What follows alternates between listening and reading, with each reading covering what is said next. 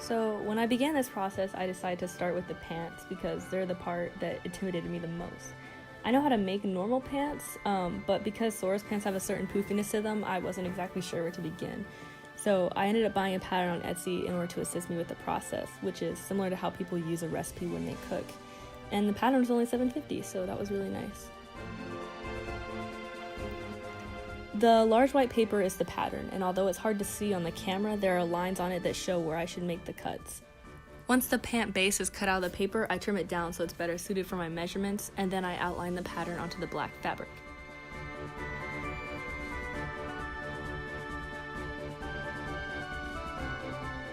Then I cut that fabric out.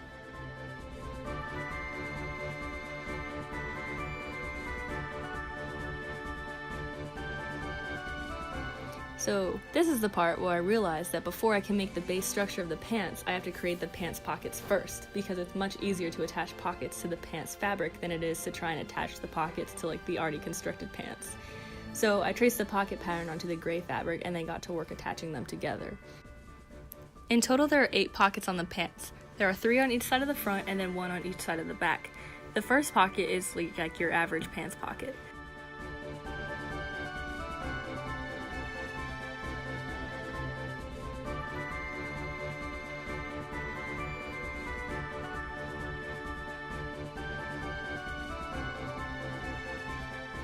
The second one is a false pocket, so it doesn't actually hold anything, it's just kind of for looks.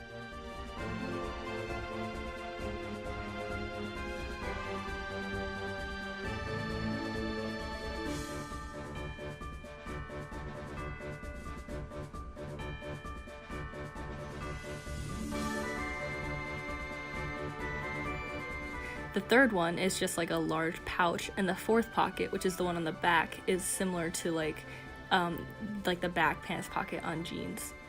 All the pockets are larger than average in order to create that kind of cartoony look that Sora has, since he is in a video game.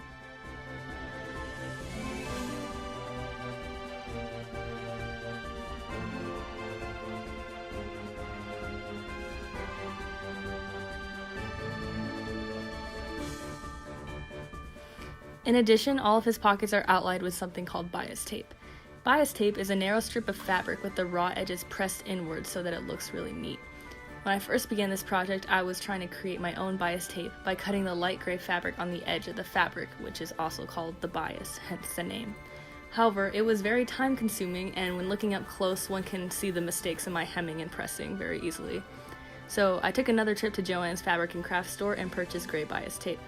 Because it's already pressed, it's much easier to use and it looks a lot cleaner than me attempting to make it myself. And this sped up the process and saved me a lot of time and frustration.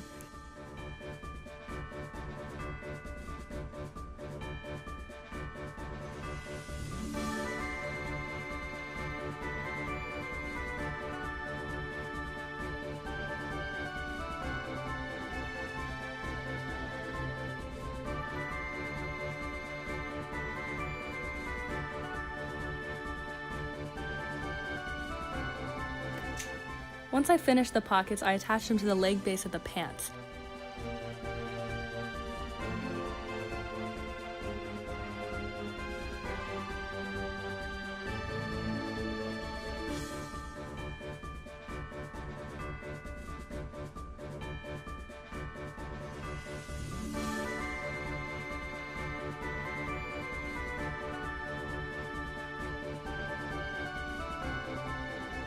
And once all 8 of those were done, I sewed the back leg piece to the front leg piece.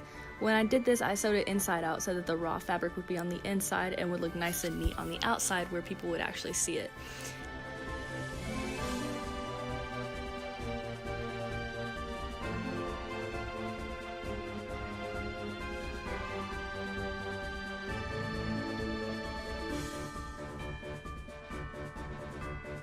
So that basically finished the major part of the pants. After that, I had to connect the 2 leg pieces through the crotch area and the waistband. I put a zipper in just like normal jeans do so that they are just like a normal pair of pants.